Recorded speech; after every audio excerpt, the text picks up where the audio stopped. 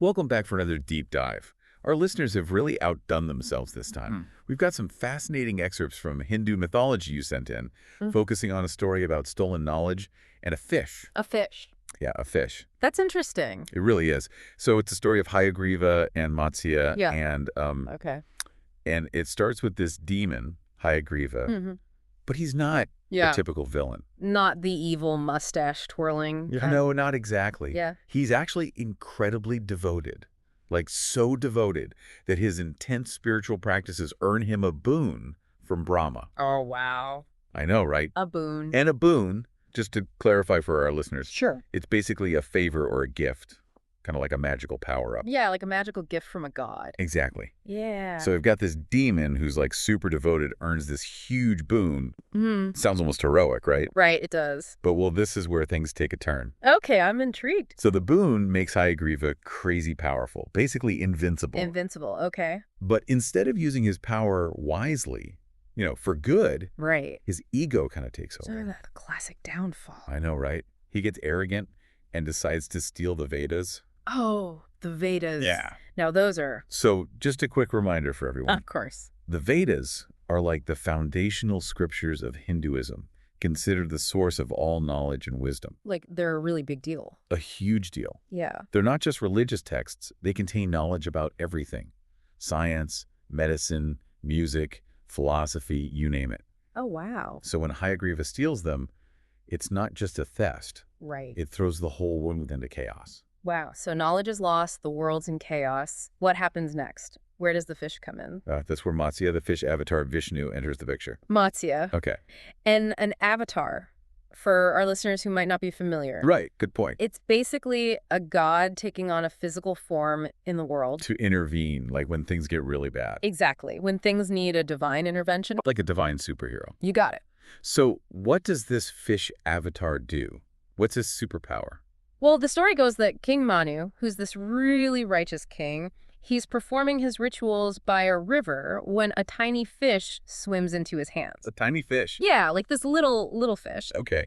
And pleads for protection. Ah. Yeah, and Manu, being a compassionate guy, he agrees. Of course. Right. But I have a feeling this isn't your average everyday fish. You are absolutely right. This little fish starts growing. Growing. Yeah, at an alarming rate. Oh, wow. Like Manu has to keep finding bigger and bigger containers for it. Like what? A pot, a tank, even a lake. It just keeps growing. This fish needs a bigger boat. Exactly. So what happens? Well, finally, Manu realizes this must be something divine. Right. And releases the fish into the ocean. So now we've got this giant fish god swimming in the ocean, Right. but the world's still in chaos, right? Wait. With the Vedas storm. Yes, the stolen knowledge is still a huge problem. So how does Mati address that? How does he fix it? Well, before he even deals with Hygrive, Right. he's got another pressing issue. Another issue. On top of everything else. Yeah. What is it? A massive flood. A flood. That's about to engulf the world. Wow. He warns Manu about the impending disaster and tells him to build a giant ark. To preserve life, like a Noah's Ark kind of situation. Yes, exactly. Like a divine Noah saving humanity from this catastrophe. But it sounds like he has a bigger purpose, right? It's not just about the flood. You're picking up on something crucial here. Okay, good. This flood isn't just a random natural disaster. What do you mean? It symbolizes the chaos and destruction caused by the loss of the Vedas. Oh, interesting. Yeah, the world is literally drowning in ignorance. That's a powerful image. Right. So Matsya saves humanity from this symbolic flood. But what about Hygrive Right. and the stolen knowledge? How does that part of the story play out? Well, while the world is being ravaged by this flood, there's an epic battle brewing beneath the waves. Oh, wow. Matsya, in his divine fish form, is on a mission to confront Hygrive To get those Vedas back. and reclaim those stolen Vedas. Yeah. This is where things get really interesting. This is where it gets epic. It's not just a fight for some books. No, it's a cosmic battle for knowledge itself. A cosmic battle. Beneath the waves, I am hooked. I know, right? What happens next when these two powerful forces collide? What goes down? Tell me more. Oh, okay. Okay, so this is intense, right? We've got the world above being reshaped by this flood, and then under the waves, this huge showdown is about to happen. Yeah, it's really something. So tell us about this battle between Matsya and Hygrive. What's it like? Well, it's really fascinating how it plays out. You see Hygrive empowered by his boon. He's totally confident. Of course. Like, even arrogant. Right, because he thinks he's invisible. Yeah, exactly. He believes he's totally untouchable, protected by that prophecy. The one that said only another Hygrive could defeat him. That's the one. So how does Matsya overcome that? How can he possibly stand a chance against someone who's supposed to be invincible? Well, this is where the story gets really symbolic. Oh, I like where this is going. Vishnu, in his Matsya form, also has a horse-like face. Wait, hold on, Matsya. The fish has the face of a horse. That sounds like a crazy fever dream. Right. But it's brilliant. But I see where you're going with this because of the prophecy. Exactly. By taking on this form, Vishnu, as Matsya, fulfills the conditions of the prophecy.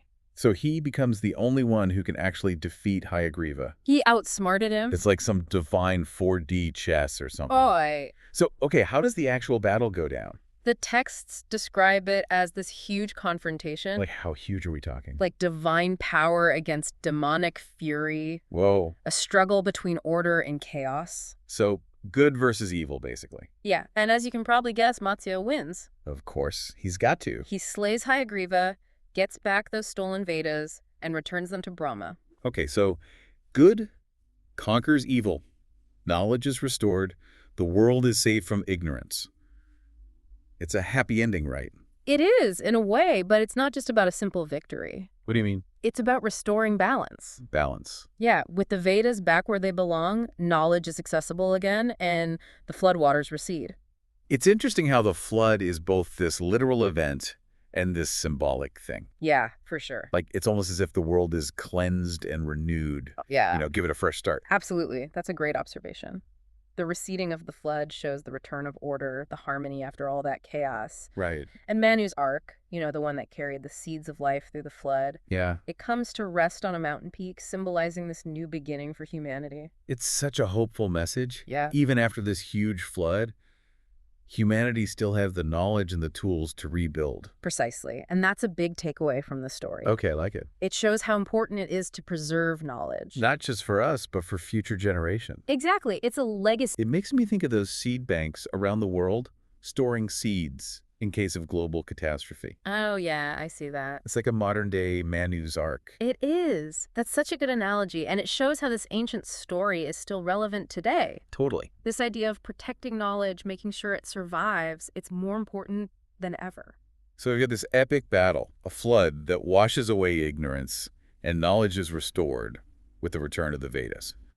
What's the overall message here? What's the big takeaway? Well, this story isn't just some exciting adventure. Okay, there's more to it. It's a powerful reminder of how important knowledge is and that fight against ignorance. Like it's a call to action, right? I think so. Reminding us that we all play a role in protecting and sharing knowledge. It's definitely not something to take for granted. For sure. And that brings up some interesting questions, especially today. Oh, yeah, definitely some things to think about. When you say interesting questions, what do you mean? How does this old story about Hygrive and Matsya connect to the world today? Well, if we think of Hygrive as like a symbol of those forces trying to suppress knowledge, control, it makes you wonder, who are the Hygrives of our time? Ooh, that's a good question. Are there like modern day Hygrives out there trying to keep us in the dark? I think it's worth considering, are there groups or ideologies that benefit from misinformation or people not having access to knowledge? Are there ways that knowledge is kind of manipulated or withheld from us? It's kind of scary when you put it that way. It makes you realize this whole fight against ignorance isn't just some ancient myth. It's still going on. Yeah, absolutely. And just like Matsya fought to get back the Vedas and restore knowledge, we also have a responsibility to be discerning, to think critically about information and to challenge those who are trying to control or distort the truth. It's like we all have a little bit of Matsya in us, that instinct to protect knowledge and share it, fight against ignorance. I love that idea. It's empowering, right? It reminds us that we're not just passively taking in information. We have a choice, we have a voice, and we can actually make a difference. So what can we do to be more like Matsya in our own lives?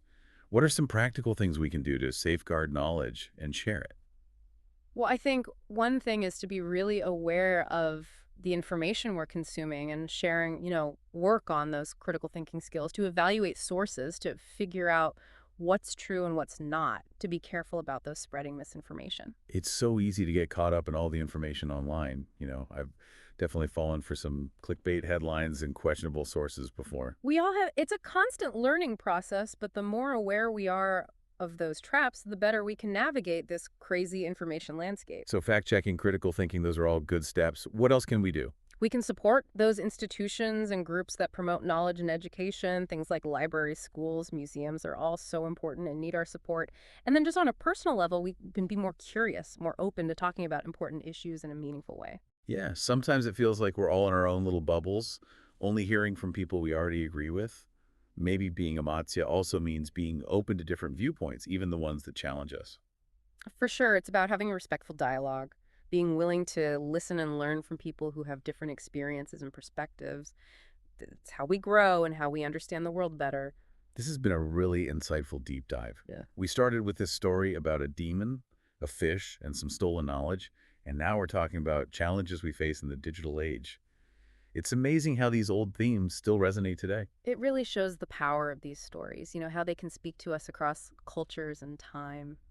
So as we wrap up this deep dive into Hygrive and Matsya, what's the one thing you hope our listeners take away from it? I hope it reminds everyone that seeking knowledge is an ongoing journey, a constant battle against ignorance. But it's a journey worth taking, and we all have a part to play in making sure that light of knowledge never goes out. That's a great way to put it. And to our listeners, thank you so much for sharing these fascinating sources with us. It's been a pleasure diving into this story with you. Until next time, keep those minds engaged. And remember, the world needs more Matsyas.